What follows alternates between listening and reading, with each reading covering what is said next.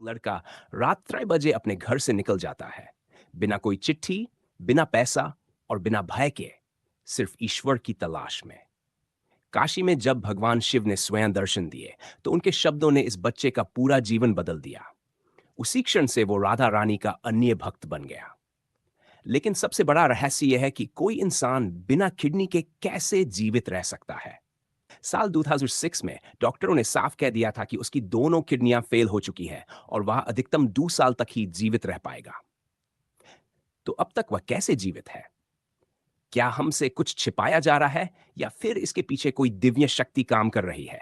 उस संत की जिसे हिंदू भी मानते हैं, मुसलमान भी, जिसे आम लोग भी पूजते हैं, और विराट कोहली जैसे स्टार भी श्रद्धा से नमन करते हैं। क्योंकि यह कहानी है अनिरुद्ध पांडे से प्रेमानंद महाराज बनने तक की। संगीतयात्मिक और रहस्यमयी माहौल। इस महान संत की यात्रा शुरू होती है साल 1969 में, जब उनका जन्म उत्तर प्रदेश के कानपुर जिले के अखरी गांव में एक ब्राह्मण परिवार में हुआ। उनका जन्म नाम था अनिरुद्ध कुमार पांडे। उनके पिता श्री शंभुनाथ पांडे और माता रमा देवी गहरे धार्मिक विचारों वाले थे। घर में रोजाना पूजा पाठ, संतों का आगमन और सत्संग का माहौल रहता था। यही वातावरण उस बालक के मन में भक्ति और ईश्वर प्रेम के बीज बो गया, जो आगे चलकर प्रेमानंद महाराज के रूप में पूरे भारतवर्ष में प्रसिद्ध हुआ। आध्यात्मिक झुकाव सिर्फ माता पिता तक सीमित नहीं था। उनके दादा भी सन्यासी रह चुके थे और बाद में पिता ने भी सन्यास ग्रहण किया। यही कारण था कि बचपन से ही अनिरुद्ध के मन में ईश्वर भक्ति के बीज अंकुरित हो गए थे। बचपन से ही वे अपनी उम्र के बच्चों से बिल्कुल अलग थे। जहां बाकी बच्चे खेलकूद में रुचि लेते, वहीं अनिरुद्ध अपना अधिकतर समय भक्ति गीतों, मां शास्त्र पठन और ध्यान में बिताते। 5वीं कक्षा तक पहुंचते पहुंचते वे गीता प्रेस गोरखपुर की पुस्तकें, श्री सुखसागर और अन्य पुराणों का अध्ययन करने लगे थे। घर में जब भी कीर्तन होता, वे पूरे मन, पूरे भाव और पूर्ण श्रद्धा के साथ उसमें सम्मिलित होते। उनकी आवाज में भक्ति की ऐसी मधुरता थी कि सुनने वाले भाव विभोर हो जाते थे।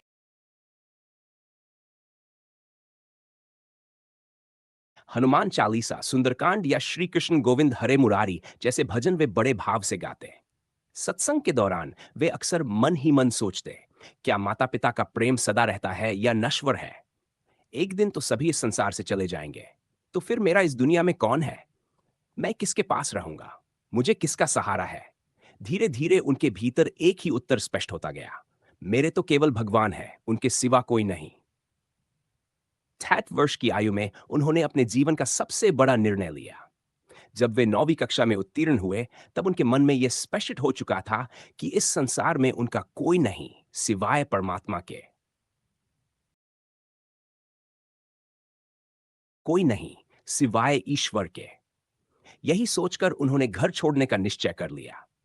अनिरुद्ध अपनी मां से सबसे अधिक स्नेह करते थे, इसलिए सबसे पहले उन्होंने अपनी मां को ही यह बात बताई।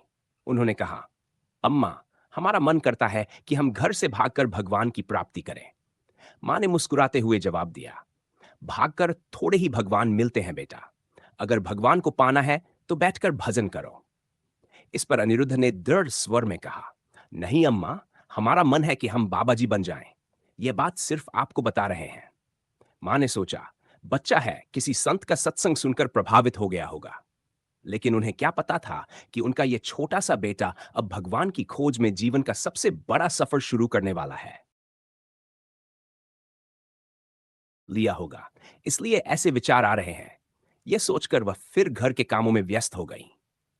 लेकिन अगले ही दिन प्रातःकाल लगभग 3 बजे, जब पूरा घर गहरी नींद में था, अनिरुद्ध ने चुपचाप अपने माता पिता को प्रणाम किया और घर से निकल पड़े।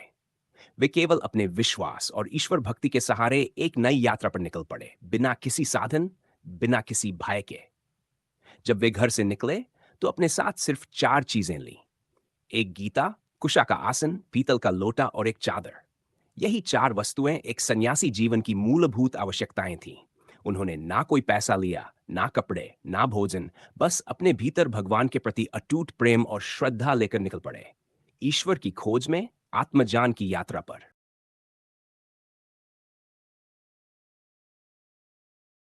पैसा लिया, ना अतिरिक्त कपड़े, ना ही खाने पीने का कोई सामान। रात के अंधेरे में वे घर से निकले और लगातार लगभग 65 किलोमीटर पैदल चलते रहे। सुबह होने तक वे एक जंगल में स्थित विशाल शिव मंदिर पहुंच गए। मंदिर पहुंचकर वे भूखे प्यासे लगभग 10 घंटे तक वहीं बैठे रहे। दोपहर के करीब 2 बजे भूख से हालत कमजोर होने लगी। उन्होंने मन में सोचा, घर पर तो माताजी खिला देती थी, लेकिन यहां कौन खिलाएगा? क्षण भर के लिए मन में संशय आया, कैसे होगा, कौन देखेगा? लेकिन अगले ही पल उन्होंने स्वयं से कहा, मर जाऊंगा पर घर वापस नहीं जाऊंगा। निकला हूं तो भागवत प्राप्त करके ही मानूंगा। इतना सोचकर अनिरुद्ध शिवलिंग के सामने ध्यान में मग्न हो गए। तभी एक आवाज ने उनका ध्यान तोड़ा। उन्होंने देखा कि मंदिर के दरवाजे पर एक व्यक्ति खड़ा था। उसने कहा, बेटा, यहां एक सूरदास स्वामी रहते हैं। क्या तुम्हें पता है वे कहां गए हैं? अनिरुद्ध ने शांत स्वर में उत्तर दिया, मुझे नहीं पता, मैं तो अभी अभी यहां आया हूं। वह व्यक्ति बोला, मैं स्वामी जी के लिए कमंडल में दही लाया था। अब वह है नहीं तो तुम ही पी लो, मैं इसे वापस नहीं ले जा सकता।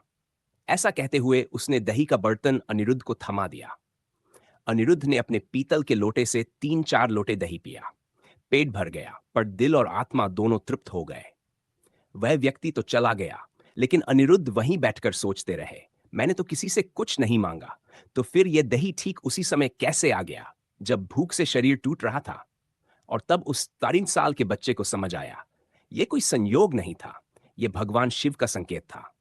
वे अकेले नहीं हैं, हर कदम पर कोई है जो उनका ध्यान रख रहा है। उस क्षण वह 28 साल का बालक शिवलिंग से लिपटकर फूट फूट कर रो पड़ा। ये आंसू डर के नहीं, बल्कि कृतज्ञता और ईश्वर के साक्षात्कार के आंसू थे। और जब महाराज जी के घर वालों को पता चला कि वे घर से भाग गए हैं, तो सब घबरा गए। 3 दिन की तलाश के बाद किसी व्यक्ति ने बताया, एक गोरा सा लड़का वहां मंदिर में बैठा है। इतना सुनते ही पिताजी, बड़े भाई और परिवार के लोग तुरंत वहां पहुंच गए। जैसे ही महाराज जी ने पिता को आते देखा, उनके मन में भय और सम्मान दोनों उमड़ पड़े। वह बचपन से ही पिता की डांट और सख्ती से डरते थे। महाराज जी शांत होकर बैठे रहे। पिताजी ने 2 बार उन्हें खड़ा होने को कहा, पर उन्होंने कोई जवाब नहीं दिया, बस मौन साधे बैठे रहे। तीसरी बार जब पिता ने कठोर स्वर में कहा, मैंने 2 बार कहा, तुमने सुना नहीं, खड़े हो जाओ। तब महाराज जी ने सिर उठाकर दृढ़ता से कहा, हमारी ये जिंदगी अब भगवान के नाम है। हम ना तो घर लौटेंगे, ना आपकी ये बात मानेंगे। चाहे हमें काट डालिए, पर हम घर नहीं जाएंगे। ये सुनकर पिता का हृदय द्रवित हो गया। आंखों से आंसू बह निकले। उन्होंने अपने बेटे को सीने से लगा लिया और भावुक होकर 3 बार बोले, राम, राम, राम। फिर उन्होंने पुत्र को एक अद्भुत आशीर्वाद दिया, जाओ बेटा, अगर तुम बंजर भूमि भी बैठोगे तो वहां फूलों की वर्षा होगी। दुनिया की कोई शक्ति तुम्हारा बाल भी बांका नहीं कर सकेगी। पर याद रखना, अगर कभी किसी की बहन या बेटी की ओर गलत नजर डाली तो फिर तुम्हारा अंत निश्चित होगा। महाराज जी ने हाथ जोड़कर कहा, पिताजी, यह दिन कभी नहीं आएगा। मैं जीवन भर ब्रह्मचर्य का पालन करूंगा और कभी आपका विश्वास नहीं तोड़ूंगा। उस दिन के बाद महाराज जी अपने माता पिता से फिर कभी नहीं मिले, लेकिन उनके पिता का वह आशीर्वाद आज तक महाराज जी को संभाले हुए है। जीवन में कितनी भी मुश्किलें आईं, लेकिन हर बार भगवान की कृपा से सब ठीक हो गया। दोस्तों, अब शुरू होती है असली कहानी। लेकिन आगे बढ़ने से पहले वीडियो को एक लाइक करें और कमेंट में राधे राधे अवश्य लिखिए। आपके लिए तो ये बस 5 सेकंड का काम है, लेकिन हमारे लिए यह आपका आशीर्वाद है। अनिरुद्ध पांडे का अब सिर्फ एक ही लक्ष्य था, ईश्वर की प्राप्ति। इसी उद्देश्य से वे भगवान शिव की नगरी काशी की ओर चल पड़े। काशी पहुंचते ही उन्होंने सबसे पहले नैष्ठिक ब्रह्मचर्य यानी आजीवन ब्रह्मचर्य का व्रत लिया। उन्हें नाम मिला आनंद स्वरूप ब्रह्मचारी। और बाद में जब उन्होंने पूर्ण संन्यास ग्रहण किया, तो उन्हें स्वामी आनंद आश्रम की उपाधि प्रदान की गई। उन्होंने काशी के प्रसिद्ध तुलसी घाट को अपनी तपोस्थली बनाया। तुलसी घाट पर स्थित प्राचीन पीपल के वृक्ष के नीचे वे निवास करते थे और वहीं दिन रात गहरी साधना में लीन रहते। यह वही घाट था जहां महान संत गोस्वामी तुलसीदास जी ने भी अपना समय बिताया और रामचरितमानस के कई अमर अंशों की रचना इसी पवित्र भूमि पर की थी। रात में उसी पीपल के पेड़ के नीचे सोते। जमीन ही उनका बिछौना और आकाश ही उनकी छत थी। कंबल की जगह वे गेहूं की पुरानी बोरियां ओढ़ते और कड़ाके की ठंड की रातों में भी यही उनका एकमात्र आश्रय होता था। महाराज जी की दिनचर्या अत्यंत सख्त और अनुशासित थी। उनका दिन रात के बजे शुरू हो जाता था। पहला गंगा स्नान सुबह 6 बजे, दूसरा दोपहर 12 बजे और तीसरा शाम 6 बजे होता था। कड़ाके की ठंड हो, तपती गर्मी या मूसलाधार बारिश, उन्होंने गंगा स्नान कभी नहीं छोड़ा। ये उनका नियम था, उनकी साधना का अभिन्न हिस्सा। स्नान के बाद महाराज जी तुलसी घाट लौटकर पीपल वृक्ष के नीचे आसन लगाते और फिर गहन ध्यान में लीन हो जाते। वही उनका मुख्य साधना काल होता था। दोपहर के स्नान के बाद वे भिक्षा के लिए निकलते, पर उनकी भिक्षा मांगने की विधि भी निराली थी। वे अन्य भिखारियों की पंक्ति में शांत भाव से बैठ जाते, पर कभी किसी से कुछ बोलकर नहीं मांगते थे। जो भी मिलता उसे भगवान की प्रसाद मानकर ग्रहण करते, सिर्फ 10 से 5 मिनट तक प्रतीक्षा करते। यदि उस दौरान किसी ने कुछ दे दिया तो स्वीकार करते, और यदि नहीं दिया तो वे गंगाजल पीकर भगवान का ध्यान करते हुए शांत भाव से उठ जाते। सबसे बड़ी बात तो यह थी कि महाराज जी का पूरा जीवन आकाश वृत्ति पर आधारित था। इसका अर्थ है बिना मांगे अपने आप जो मिल जाए उसी से जीवन यापन करना, भगवान की इच्छा से जो आए वही स्वीकार करना। एक बार की बात है, कई दिनों तक भिक्षा में अन्न का एक भी दाना नहीं मिला। भूख ने जब शरीर को पूरी तरह से कमजोर और थका दिया तो महाराज जी गंगा तट पर पहुंचे।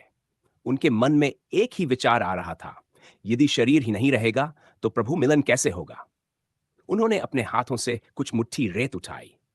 उस रेत में टूटे हुए शंख के टुकड़े पड़े थे। उन्हें सावधानी से अलग किया और फिर वही रेत खा ली। उसके बाद 4-5 मुट्ठी गंगाजल पिया। ये उनके जीवन की सबसे कठिन परीक्षा थी, लेकिन उस पल भी उनके मन में ना कोई शिकायत थी, ना तकरार, ना प्रश्न। सिर्फ एक भावना थी, मैं प्रभु को कैसे प्राप्त करूं। काशी में कई साल बीत चुके थे। रात के 2 बजे उठना, गुरु की कोमल आवाज, उठ बच्चा, नाम जप कर। फिर गंगा स्नान और तुलसी घाट पर पीपल पेड़ के नीचे घंटों ध्यान में बैठना।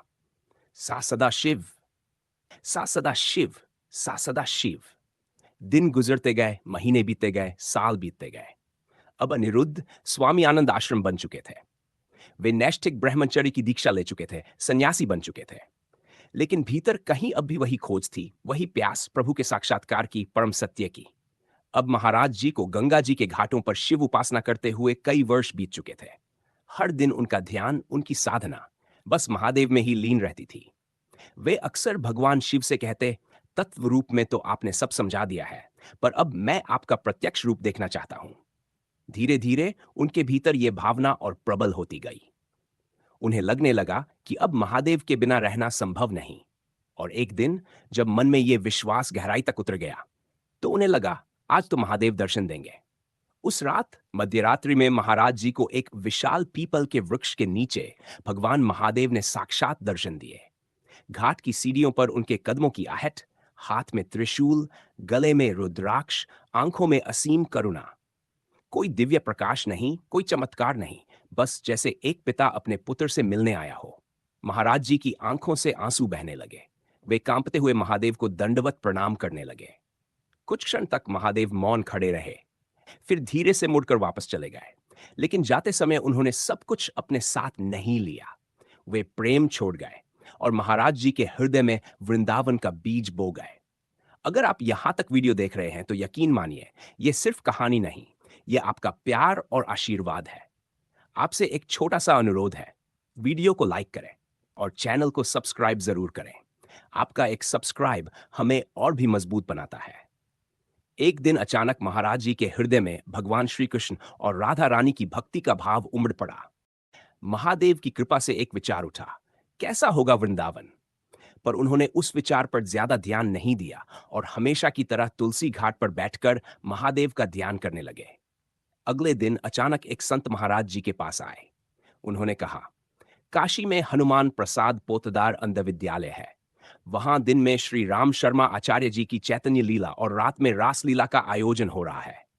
महात्मा, चलिए दोनों लीलाओं का दर्शन करने चलते हैं। महाराज जी ने कभी रास लीला नहीं देखी थी। उनका स्वभाव था एकांत प्रिय, ध्यानमग्न और शांत।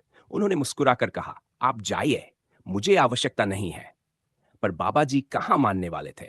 उन्होंने फिर आग्रह किया, अरे महात्मा, श्रीधाम वृंदावन से कलाकार आए हैं, पूरे 1 महीने तक ये लीला चलेगी, चलो दर्शन कराते हैं, बड़ा आनंद मिलेगा। महाराज जी ने थोड़े कठोर स्वर में कहा, आप जाना चाहें तो जाइए, मुझे इसकी कोई आवश्यकता नहीं, मैं अपने ध्यान में ही प्रसन्न हूं, आप मुझे क्यों बार बार परेशान कर रहे हैं? लेकिन वह संत डटे रहे। अरे महात्मा, बस एक बार मेरी बात मान लो। एक बार मेरे कहने पर चलो, फिर दोबारा नहीं कहूंगा। महाराज जी ने गहराई से उनकी आंखों में देखा और मन ही मन सोचा, शायद इसमें महादेव जी की कोई इच्छा हो। ऐसा सोचकर उन्होंने संत की बात मान ली और उनके साथ लीला दर्शन के लिए चल पड़े, बिना ये जाने कि यह यात्रा उनके जीवन का सबसे बड़ा मोड़ बनने वाली थी। लीला देखकर महाराज जी अति आनंदित हो गए। अब तो ऐसा होता कि रासलीला प्रारंभ होने से पहले ही वे वहां पहुंच जाते। दिन में वे चैतन्य लीला और रात में रासलीला के दर्शन करते और हर दृश्य में उन्हें भक्ति का अद्भुत रस अनुभव होता। धीरे धीरे महाराज जी को कहने की जरूरत ही नहीं पड़ी। वे हर दिन पहुंचने लगे और इस तरह उन्होंने पूरा एक महीना चैतन्य लीला और रासलीला के दर्शन में व्यतीत किया। लेकिन जैसे ही वह महीना समाप्त हुआ, महाराज जी के हृदय में एक गहरा खालीपन उत्पन्न हो गया। जब उन्हें पता चला कि लीला समाप्त हो गई है और कलाकार अब वृंदावन लौट रहे हैं, उनके मन में हाहाकार मच गया। अब मैं क्या करूं? मेरा क्या होगा? तभी उनके भीतर एक विचार उठा, मैं भी वृंदावन चला जाता हूं। वहां तो ये प्रतिदिन रास लीला करते होंगे। अगर मैं इनके साथ रहूं तो रोज लीला के दर्शन कर सकूंगा। इसके बदले में मैं इनकी सेवा करता रहूंगा। ऐसा सोचकर महाराज जी लीला मंडली के संचालक के पास पहुंचे, उन्हें प्रणाम किया और विनम्रता से बोले, स्वामी जी, हम गरीब बाबा हैं, हमारे पास पैसे तो नहीं है, लेकिन मैं आपकी सेवा करूंगा, मुझे अपने पास रख लीजिए। संचालक महोदय मुस्कुराए और बोले, अरे नहीं बाबा, ऐसा तो संभव नहीं है, ये कैसे हो सकता है? महाराज जी ने सरल हृदय से कहा, स्वामी जी, मैं कुछ नहीं चाहता, बस रास लीला देखना चाहता हूं। यह सुनकर संचालक महोदय ने प्रेम पूर्वक कहा, बाबा, तुम बस एक बार वृंदावन आ जाओ, बिहारी जी तुझे छोड़ेंगे नहीं। महाराज जी कहते हैं, इस एक वाक्य ने मेरा जीवन बदल दिया। इसे उन्होंने गुरु मंत्र मान लिया और संचालक महोदय को अपना गुरु। उस दिन से उनके मन में एक ही लगन, एक ही ज्वाला जल उठी, अब मुझे वृंदावन जाना है, हर हाल में। एक महीने तक लीला दर्शन करने के बाद महाराज जी फिर अपनी पुरानी दिनचर्या में लौट आए। सुबह गंगा जी में स्नान, फिर तुलसी घाट पर बैठकर ध्यान। लेकिन अब उनकी साधना में एक नया संकल्प जुड़ गया था, मुझे किसी भी तरह वृंदावन पहुंचना है।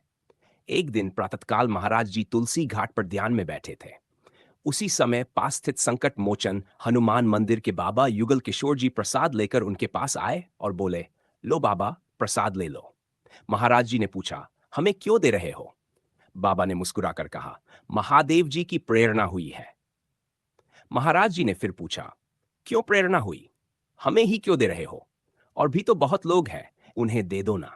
बाबा युगल किशोर जी शांत स्वर में बोले, पता नहीं क्यों, लेकिन प्रेरणा सिर्फ आपके लिए हुई है। जब महाराज जी ने देखा कि यह भावना निष्काम और सच्ची है, तो उन्होंने विनम्र भाव से प्रसाद स्वीकार कर लिया। फिर बाबा बोले, बाबा, पास में ही हमारी कुटिया है, आप वहां रुक जाइए। महाराज जी ने कहा, नहीं, हमारा नियम है कि हम किसी गृहस्थ के दरवाजे नहीं जाते। आकाशवृत्ति से जो मिल जाए वही पर्याप्त है। बाबा ने तुरंत कहा, अरे नहीं महाराज, हम गृहस्थ नहीं हैं, हम भी बाबा जी हैं। उनकी सादगी और भक्ति देखकर महाराज जी उनके साथ चल पड़े। कुटिया गंगा जी के बिल्कुल किनारे पर थी।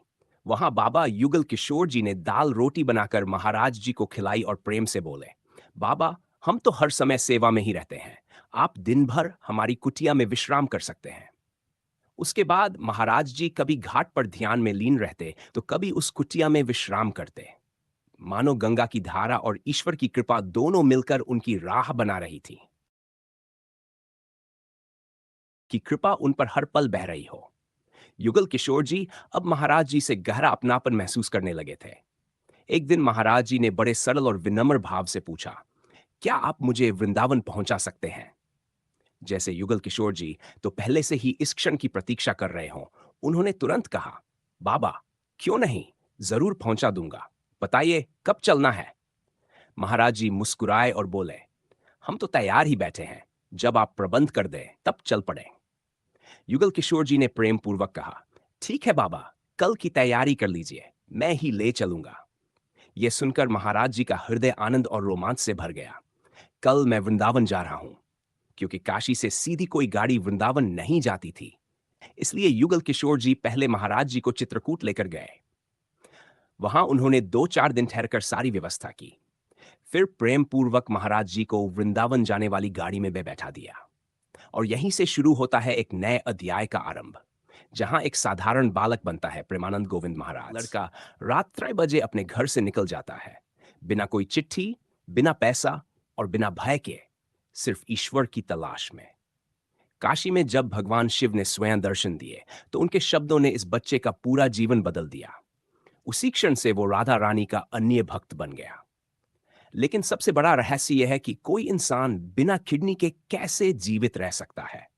साल 2006 में डॉक्टरों ने साफ कह दिया था कि उसकी दोनों किडनियां फेल हो चुकी हैं और वह अधिकतम 2 साल तक ही जीवित रह पाएगा। तो अब तक वह कैसे जीवित है? क्या हमसे कुछ छिपाया जा रहा है या फिर इसके पीछे कोई दिव्य शक्ति काम कर रही है?